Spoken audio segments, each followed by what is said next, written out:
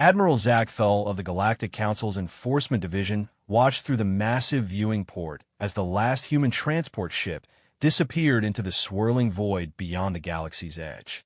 The ancient Corvin's four eyes tracked the fading energy signature until it merged with the cosmic background radiation, becoming nothing more than another whisper in the endless dark. "It is done," he announced to the chamber behind him, his voice carrying the weight of finality. The assembled representatives from 47 different species nodded in satisfaction, their various forms of approval creating a symphony of clicks, whistles, and harmonious tones. The humans were gone. After 300 years of what the Council deemed aggressive expansion and dangerous innovation, the species that had once been hailed as the galaxy's greatest problem solvers had been voted out of civilized space. The motion had passed by a margin of 38-9, with the humans themselves unable to vote on their own banishment. Counselor Vex High, the crystalline representative from the Althean Collective, chimed with satisfaction. Her translucent form shimmered as she spoke. "Finally, our trade routes will be secure. No more human entrepreneurs disrupting established commerce patterns with their chaotic market theories." Ambassador Grixanael from the Hegemony of Scales bobbed his massive reptilian head in agreement. "And no more of their reckless scientific experiments. Do you remember when they tried to create artificial gravity wells? The audacity of thinking they could improve upon natural physics." Around the chamber, similar sentiments echoed. The ethereal communion's representative, a being of pure energy contained within a crystalline matrix, pulsed with approval.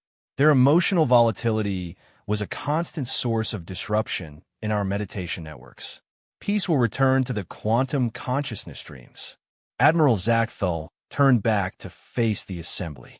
His ancient face, marked by centuries of military service, showed no emotion. The Enforcement Division has confirmed all human settlements have been evacuated. Their colonies have been redistributed among Council species according to the Territorial Redistribution Protocol. The sector formerly known as the Sol System has been designated as a quarantine zone. "What of their technology?" asked Counselor Threshmaw from the Bioengineering Syndicate, her tentacles writhing with curiosity.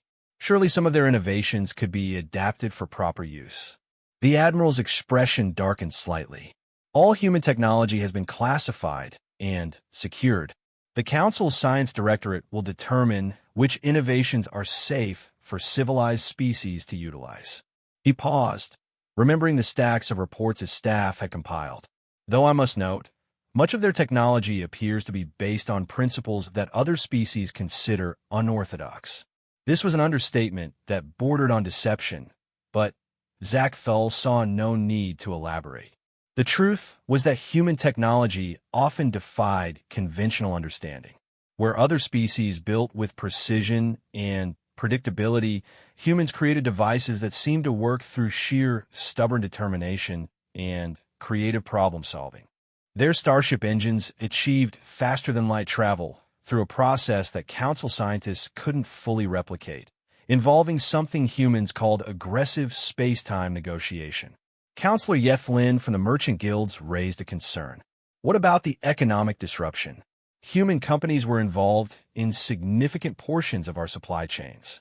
"Temporary inconvenience," dismissed Ambassador Silthera from the Core Worlds. "Our economists predict a 15% increase in market stability within 6 months. The human tendency toward innovation was creating too much unpredictability in our carefully balanced systems." The session continued for another standard hour, with representatives discussing the redistribution of former human territories, trade route adjustments, and patrol schedules for the quarantine zone. Every detail was meticulously planned, as was the way of the Galactic Council. Order would be restored. 3 months later, Captain Raylak of the Council patrol ship Harmony of Purpose was conducting a routine inspection of the former human colony of New Terra, where she noticed something unusual. The agricultural sectors, which should have been thriving under the careful management of the Botanical Syndicate, were showing signs of decline. The Syndicate Administrator, a tall, plant-like being named Grove Singer Tamara, met Captain Raylak at the colony's administrative center.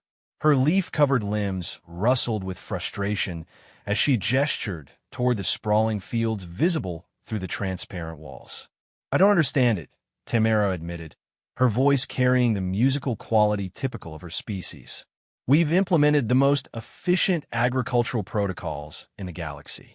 Every nutrient level is precisely calculated, every irrigation cycle optimally timed. The soil composition has been adjusted to perfect pH levels." Captain Raylak, a graceful Avarian with iridescent feathers, tilted her head in confusion. "Then, why are the crops failing?" "That's just it. They're not failing exactly. They're growing, but—" Tamara paused, searching for the right words. "The yield is 60% lower than what the humans achieved. Our best agricultural scientists are baffled. According to all known principles of botanical science, our methods should produce superior results." They walked through the fields together, past rows of genetically optimized grain that grew in perfect lines, each plant an exact replica of its neighbors.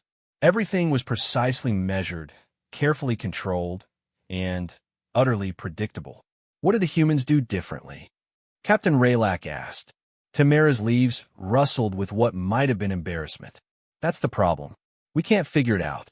Their methods appeared chaotic, inefficient. They planted different species together, allowed natural insects to pollinate instead of using controlled breeding programs, and they talked to the plants. Talked to them.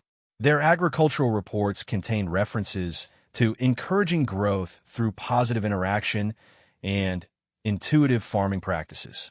Our scientists dismissed these as primitive superstition." Tamara gestured toward a section where the earth looked somehow less vibrant than the areas around it. "But now, the soil itself seems different, less alive somehow."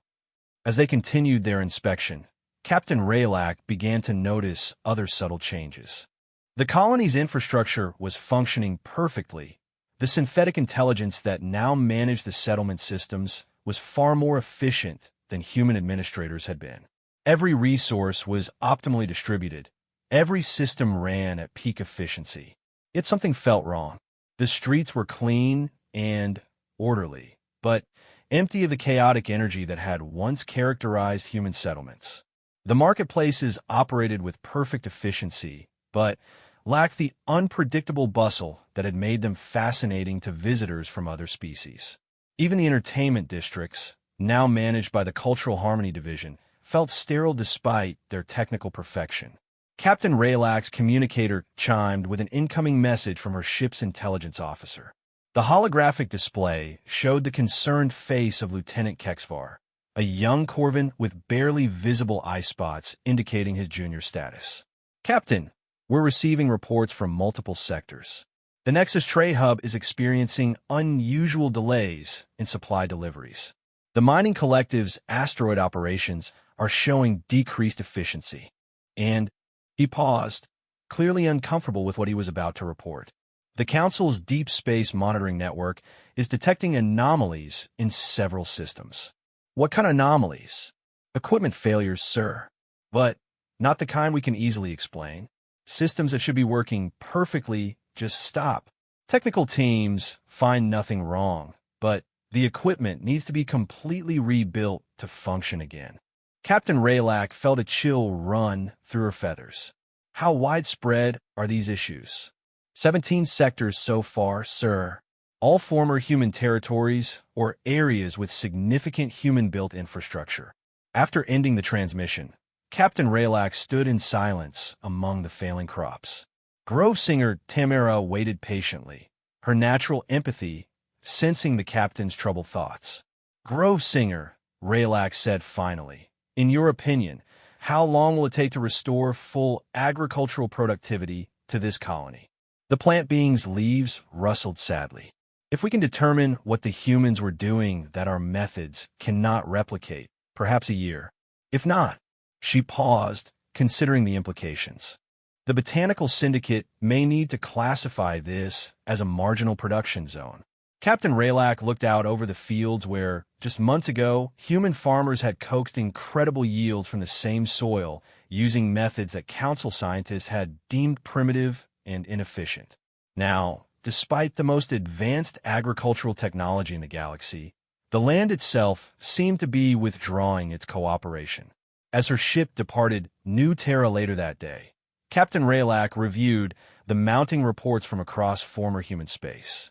Pattern failures in communication networks, decreased efficiency in mining operations, trade disruptions in sectors that had operated smoothly for decades when humans were involved. Most disturbing of all were the reports from the Interstellar Mediation Service. Conflicts that had remained stable for generations were beginning to escalate. Disputes that humans had somehow managed to keep from boiling over were now demanding military intervention. Ambassador Grixonel from the Hegemony of Scales had once dismissed human diplomats as emotional and unpredictable.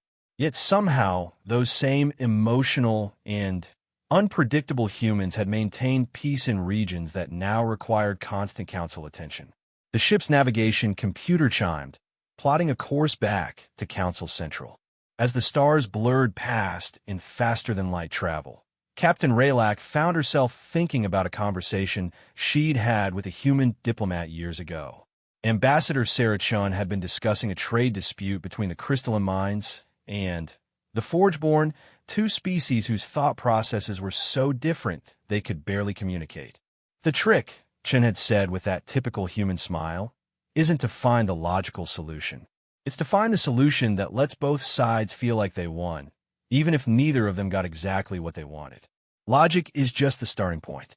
Understanding what people need, not just what they say they want. That's where the real work begins. At the time, Captain Raylak had considered this approach crude and inefficient. Council mediators relied on precise legal frameworks and logical analysis to resolve disputes. The human method seemed chaotic, dependent on unpredictable emotional factors. Now, as reports continued to arrive of escalating conflicts in regions where humans had once maintained peace, she was beginning to wonder if there had been more wisdom in that chaos than anyone had realized. The Council had gained the ordered, predictable galaxy they had wanted. What they were slowly discovering was that order and predictability might not be the same thing as prosperity and peace. In the depths of space, beyond the galaxy's edge, the last human ships continued their journey into the unknown. They carried with them not just the displaced population of an entire species, but something the galaxy was only beginning to realize it had lost. Behind them, in the perfectly ordered civilization they had been forced to leave, the first cracks were starting to show. And in the vast emptiness between galaxies, humanity began to plan for a future that would prove the Council had made a mistake of cosmic proportions. The banished ones had indeed slipped away in silence, but their absence was about to become the loudest thing the galaxy had ever heard. Chief Engineer Voxtal had served aboard Council starships for 47 years, and in all that time, she had never encountered anything like the cascade failures now plaguing the galactic infrastructure network. Her 6 arms moved across multiple control interfaces simultaneously, her insectoid form perfectly designed for complex technical work, yet she felt helpless against the growing list of system malfunctions. The massive space station Convergence point hung in the void like a metal flower, its 7 arms extending toward different star systems to facilitate trade and communication across the galaxy's central sectors. It had been built using a combination of technologies from dozens of Council species, but the integration systems that made it all work together had been human innovations. Status report. Voxtal clicked in her native language, which the translation matrix converted to Standard Galactic. Her assistant, a young crystalline named Sharp Edge of Moonlight, hummed with frustration. The primary data routing system failed again during the night cycle. We've rerouted through the backup networks, but processing speed is down 30%. The merchant guilds are filing complaints about delayed transaction confirmations. And the environmental systems? Functional, but inefficient. Life support is consuming 23% more power than design specifications. The climate control zones keep fighting each other instead of working together. Voxtal's mandibles clicked in annoyance. This was the 3rd major failure this month, and each time the technical teams found the same thing. Nothing wrong with any individual component, but somehow the systems couldn't work together the way they used to. Have we received any guidance from the Technology Integration Council? Sharp edge of moonlights, crystalline form dimmed. They're experiencing similar issues across 48 installations. The integration protocols that humans developed are failing, but no one understands why. The humans never documented their methods properly. This wasn't entirely true. The humans had left extensive documentation, but their technical manuals contained phrases like, adjust until it feels right, and listen to what the system is telling you alongside precise mathematical equations. Council engineers, trained in exact specifications and predictable outcomes, dismissed these instructions as primitive anthropomorphism. 3 sectors away, Dr. Yilandra of the Psychological Harmony Institute was dealing with her own crisis. The elegant mindweaver sat in her crystalline consultation chamber, her telepathic abilities stretched to their limits as she tried to understand the growing mental health epidemic sweeping through council space. Her current patient was Fleet Admiral Kreshtok, a veteran hegemony commander whose psychological profile had been stable for decades. Now the massive reptilian warrior sat hunched in his chair, his scales dull with stress. "I can't explain it, Doctor," the Admiral rumbled, his powerful voice subdued. "I've commanded fleets for 30 years. I know every tactical doctrine, every strategic principle. But lately, battles that should be simple victories are becoming disasters." Dr. Yilandra's mental tendrils carefully probed the edges of his consciousness, respecting the shields all military personnel maintained. What she found troubled her deeply. "Tell me about the Pyrax Rebellion," she said gently. Admiral Kreshtok's claws scraped against the chair arms. "A textbook suppression operation. 3 systems, minimal industrial capacity, no significant military assets.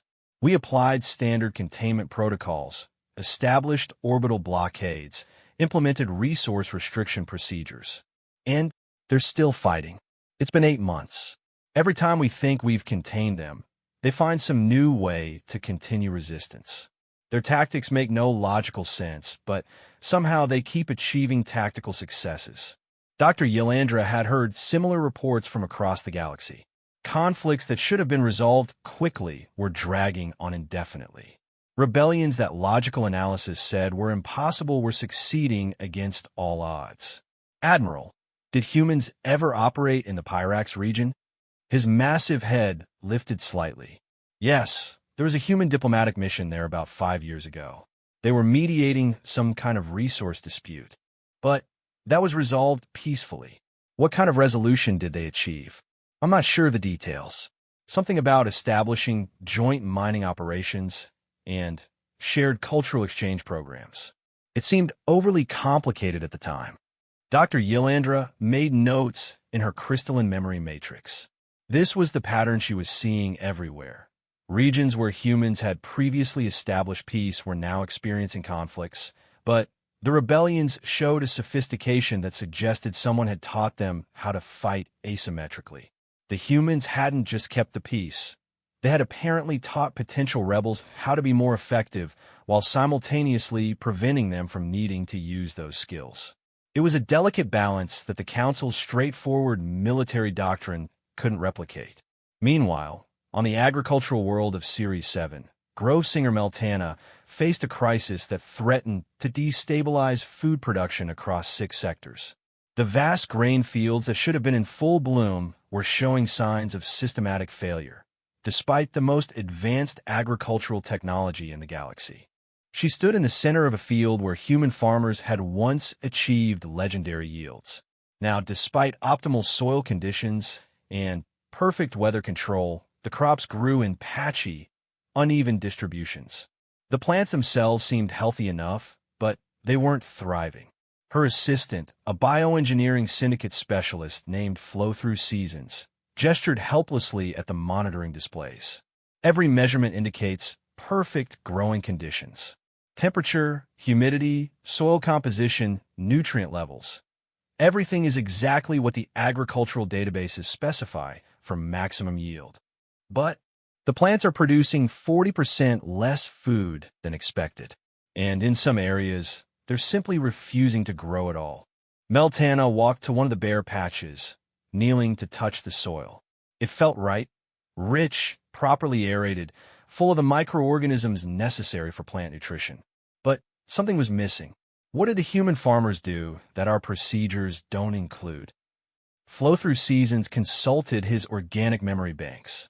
The records indicate they used suboptimal techniques. They planted in irregular patterns, allowed natural pest populations to exist instead of using proper sterilization protocols, and he paused, clearly uncomfortable with what he was about to say. They played music to the plants. Music, human auditory entertainment. Apparently, they believed it enhanced plant growth, though no scientific mechanism was ever identified. Meltana considered this. Her species had evolved from plants themselves, developing sentience over millions of years. She understood plant consciousness in ways that other species couldn't. If humans had been communicating with the plants somehow, did they document which types of music they used? The files mentioned something called classical and folk music, but the audio recordings were classified as non-essential data and weren't preserved when we took over the colony. On her personal communicator, Meltana found 17 similar reports from agricultural worlds across former human space. Crop yields were declining everywhere, despite the implementation of the most scientifically advanced farming techniques available. The crisis was beginning to ripple through the galactic economy. Food prices were rising, supply chains were disrupted, and member species were starting to question the Council's management of former human territories. At the Galactic Communication Hub on Station Nexus Prime, Communication Administrator Zephyros faced his own nightmare. The massive Corvin's 4 eyes tracked dozens of displays showing communication traffic patterns across the galaxy. The numbers told a troubling story. Report, he commanded his technical staff. Sub-Administrator Klixnara, a diminutive but brilliant technical syndicate engineer, manipulated holographic displays to show galactic communication patterns. Message delivery delays are up 47%. Interstellar diplomatic communications are taking 3 times longer to process. And we're seeing an increase in translation errors. Translation errors? The universal language matrix is supposed to be perfect. That's the problem, sir. It is perfect for straightforward communication. But we're discovering that the humans somehow enhanced it with contextual understanding protocols that we can't replicate. Zephyros studied the displays. The Human Communication Enhancement Project had been one of their most significant contributions to galactic civilization. They had somehow taught the translation systems to understand not just words, but intentions, cultural nuances, and even emotional subtext. What happens when we use the standard translation protocols? Technical accuracy, but complete cultural misunderstanding. Last week, an ethereal communion greeting that should have expressed peaceful intentions was translated in a way that the Forgeborn interpreted as a territorial challenge. We nearly had an interstellar incident. The humans had somehow bridged communication gaps between species whose fundamental thought processes were completely alien to each other. They had made it look effortless, but now that they were gone, the cracks in interspecies understanding were becoming chasms. Dr. Ethmara of the Sociological Research Institute was documenting the psychological impact of these cascading failures. Her research team had been studying the mental health statistics across Council space, and the trends were deeply concerning. The data shows a 15% increase in anxiety-related disorders. She reported to the emergency council session that had been called to address the growing crisis. Depression rates are up 23% among species that had significant contact with humans. And we're seeing the emergence of a new psychological condition. Counselor Vexhi's crystalline form flickered with interest. What kind of condition? We're calling it collaborative deprivation syndrome.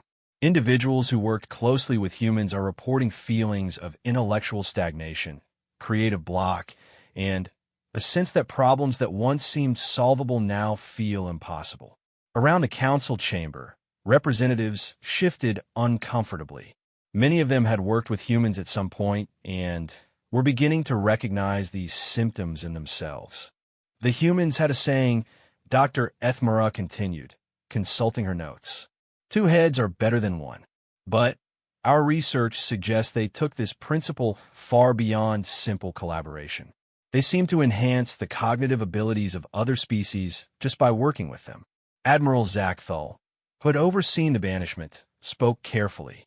Are you suggesting that humans had some kind of telepathic influence? Not telepathic, no, but they appear to have had an intuitive understanding of how to bring out the best in other species. They asked questions that made others think more clearly, suggested approaches that sparked innovation, and somehow created environments where creative problem-solving flourished. This was becoming the pattern across every sector of society. Humans hadn't just been efficient workers or innovative thinkers. They had somehow made everyone around them more efficient and innovative. Their absence was creating a cascade of diminished capability that affected every aspect of galactic civilization. The economic data painted an even grimmer picture. Trade efficiency was down across the board. Mining operations were less productive. Even basic manufacturing was taking longer and producing lower quality results. The merchant guilds were starting to panic. Profit margins were shrinking as problems that had been solved for generations suddenly required expensive workarounds. Supply chains that had operated smoothly for decades were developing inexplicable bottlenecks. Most concerning of all were the reports from the galaxy's edges. The automated defense networks that protected council space from external threats were beginning to show systematic failures. Not mechanical failures. The equipment worked perfectly, but the integration systems that allowed different defensive technologies to work together were breaking down. The humans had designed those integration protocols during the Great War against the Devourers 2 centuries ago. Their unique ability to make incompatible technologies work together had created the most effective defense network in galactic history. Now, as those systems began to fail, long-range sensors were detecting movement in the dark spaces between stars.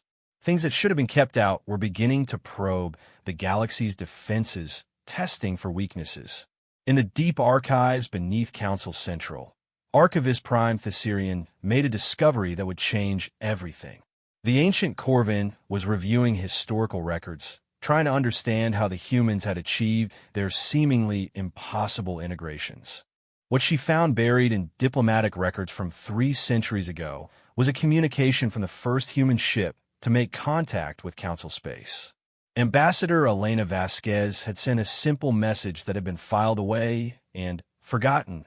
Greetings to the Galactic Council. We come in peace and friendship, offering what we do best, helping others become more than they thought possible. We don't seek to conquer or control, but to collaborate and grow together. We believe that the whole is greater than the sum of its parts, and we hope to prove that truth through our actions. At the time, Council officials had dismissed this as typical human emotionalism. Now, as their galaxy crumbled without the collaborative spark that humans provided, the message read like a prophecy. The banished ones had slipped away in silence, taking with them not just their own capabilities, but somehow diminishing the capabilities of everyone they left behind. The galaxy was discovering that humans hadn't just been another member species. They had been the catalyst that allowed galactic civilization to function at its highest potential. And somewhere in the darkness beyond the galaxy's edge, humanity was learning to survive without any assistance at all. What they were becoming in that isolation would soon reshape the cosmic balance of power in ways the Council could never have imagined. The emergency klaxons echoed through Council Central as Admiral Zachthal received the most terrifying report of his long career. His weathered hands trembled slightly as he read the sensor data from the galaxy's outer rim. After 18 months of cascading failures throughout Council space, the ultimate nightmare was finally manifesting. Devourer ships, he whispered, the words barely audible in the command center. confirmed Devourer fleet movement in 7 sectors along the terminus border. Around him, his staff worked frantically at their stations, but Zach Thull could see the fear in their movements. The Devourers were ancient enemies, machine intelligences that consumed entire worlds to fuel their endless expansion.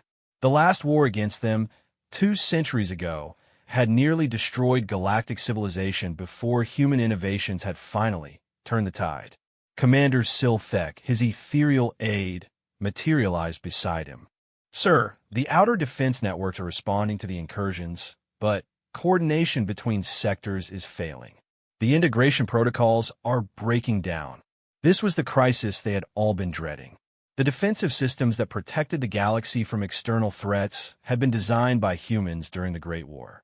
Those same humans who had been banished 18 months ago, taking with them the knowledge of how their impossibly complex defensive integrations actually worked. "Status of our fleet response? Problematic, sir. Without the human coordination algorithms, our multi-species task forces are experiencing severe tactical integration issues. The hegemony ships can't effectively coordinate with crystalline vessels, and both groups are having communication delays with our ethereal reconnaissance units." Admiral Zach Thull felt the weight of cosmic irony crushing down on him. The humans had been banished because the Council deemed their chaotic methods a threat to galactic order.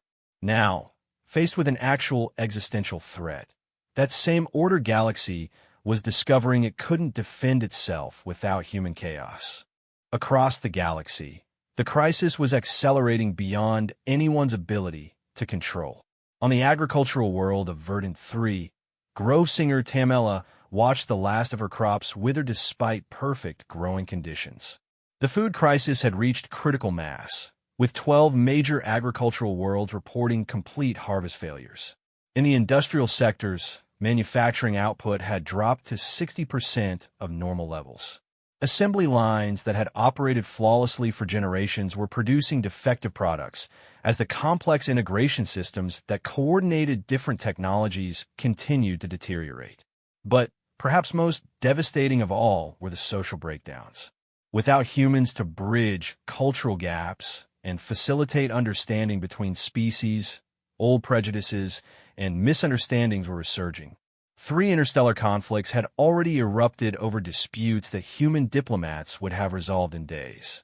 At the Interspecies Psychology Institute, Dr. Yilandra compiled her final report on what she now called the human absence syndrome. Her research showed that virtually every metric of galactic well-being had declined since the banishment. "The evidence is undeniable," she transmitted to the Emergency Council session. Humans didn't just participate in galactic civilization, they enabled it. Their unique cognitive patterns somehow enhanced the capabilities of every species they worked with. Their absence has created a cascade of diminished potential that affects every aspect of our society. But it was the discovery made by Deep Space Monitor Kexthuril that finally forced the Council to confront the full magnitude of their mistake. The young Corvin was conducting routine scans of the galactic periphery when his equipment detected something impossible. "Sir," he reported to Admiral Zach Thull with barely contained excitement, "I'm detecting massive energy signatures beyond the galactic rim. The patterns are unprecedented." The Admiral reviewed the data, his 4 eyes widening as he processed what he was seeing. "These readings suggest industrial activity on a scale that should be impossible for a displaced population. That's not all, sir. I'm detecting what appears to be new stellar formations. The humans seem to be building star systems." The implications were staggering. In 18 months of exile, humanity had somehow not just survived in the void between galaxies, but had begun construction projects that dwarfed anything in Council space. Emergency diplomatic channels crackled to life as the Council attempted to contact the banished humans. For weeks, their transmissions met only silence from the dark space beyond the rim. Then, finally, a response came that changed everything. The holographic display in the Council chambers shimmered to life, revealing a figure that was recognizably human, but somehow more. Admiral Sarah Chun, the last human military commander to serve in Council space, appeared before them. But her image seemed to shimmer with possibilities, as if she existed in multiple dimensions simultaneously. "Honored counselors," she said, her voice carrying harmonics that hadn't been there during her service with the Council. "We received your distress signals. We understand that you're facing difficulties with the Devourer incursions." Counselor Vexhi's crystalline form flickered with a mix of hope and desperation. "Admiral Chun, the galaxy faces extinction. Our defense networks are failing without human integration protocols. We formally request immediate assistance." The human's expression remained neutral, but there was something in her eyes that suggested vast changes had occurred during the exile. "I see. The same council that voted to expel us for being too chaotic and unpredictable now seeks our help when that chaos might save your ordered civilization. We acknowledge that errors may have been made in our previous judgments," Admiral Zakthal said carefully. "The current crisis supersedes past disagreements." Admiral Chen nodded slowly. "Indeed it does. We will assist, but not in the way you expect. Observe." The transmission shifted, showing views of space beyond the galactic rim that left the Council representatives speechless. Massive structures stretched across the void, not ships or stations, but what appeared to be entire engineered solar systems. Artificial stars pulsed with controlled fusion, surrounded by rings of habitable worlds that sparkled with cities. "In 18 months, we've built 17 complete star systems," Admiral Chan explained casually. "We've also developed new defensive technologies based on principles that we've learned to apply without technological limitations." The display showed human ships approaching the Devourer fleets. But these weren't the familiar vessels that had left Council space. These ships seemed to phase between dimensions, appearing and disappearing as they moved through space in ways that violated known physics. "How was this possible?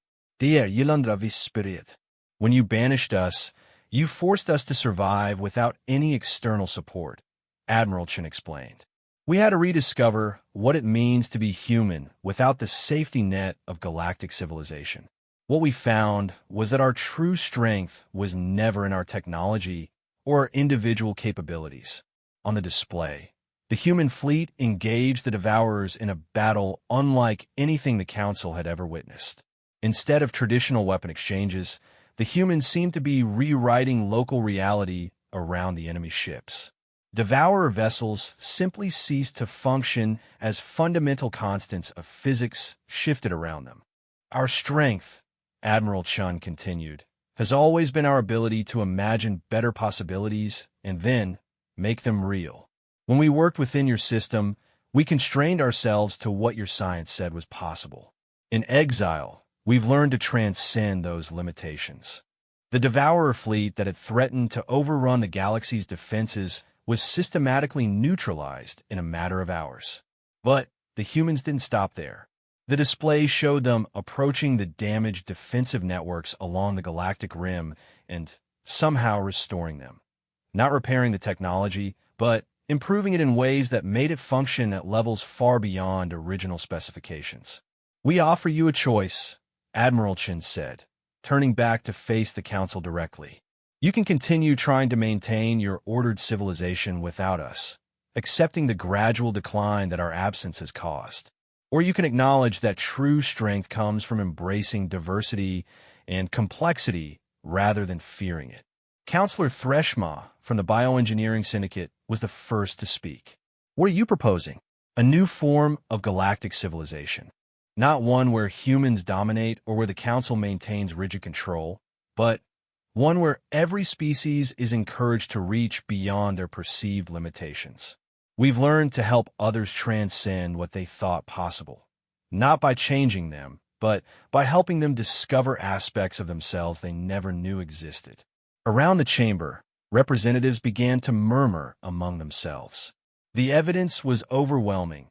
Humanity had not just survived their banishment, but had somehow evolved beyond what anyone thought possible for biological life. "The galaxy you've been trying to preserve," Admiral Chun continued, was always a diminished version of what it could be. The order you sought came at the cost of potential. The predictability you valued limited growth. We offer you the chance to build something greater. Admiral Zach Thull, the one who had overseen the banishment, stepped forward. What would you require from us? Nothing that you aren't ready to give freely.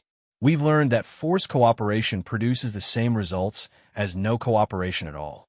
But for those species ready to explore their full potential, we offer partnership in creating something unprecedented in cosmic history. The display showed a new vision, star systems where different species work together not just in harmony, but in ways that enhanced each other's natural abilities.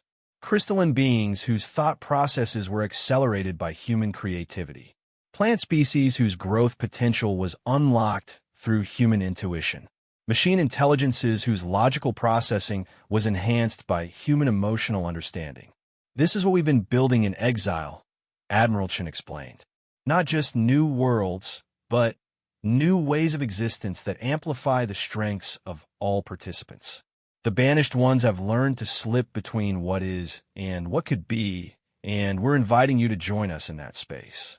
Dr. Ethmara of the Sociological Research Institute felt tears forming in her optical sensors as she recognized what the humans were offering. It wasn't just rescue from the current crisis. It was evolution beyond the limitations that had constrained galactic civilization for millennia. The choice is yours, Admiral Chen concluded. We will defend the galaxy from the devourer threat regardless, because that's who we are, but we won't force our assistance beyond that. The future you build must be one you choose freely. The transmission ended, leaving the council in stunned silence. Outside the chamber's viewports, the first human ships in 18 months appeared in council space, their presence immediately stabilizing the failing infrastructure networks through some form of directed possibility enhancement.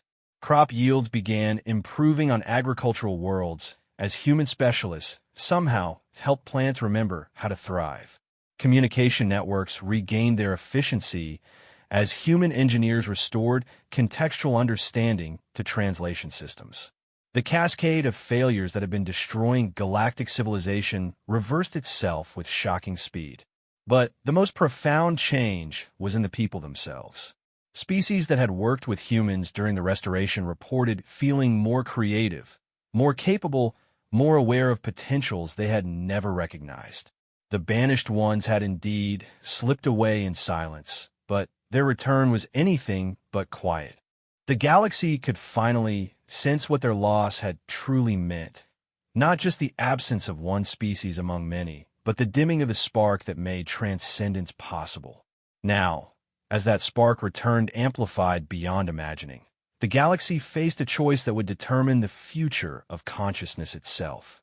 The humans had learned to bridge not just the gaps between species, but the gap between what was real and what could be real. The age of limitations was ending. The age of infinite possibility was about to begin. And in the vast spaces between stars, where humanity had learned to thrive in exile, new worlds were already taking shape.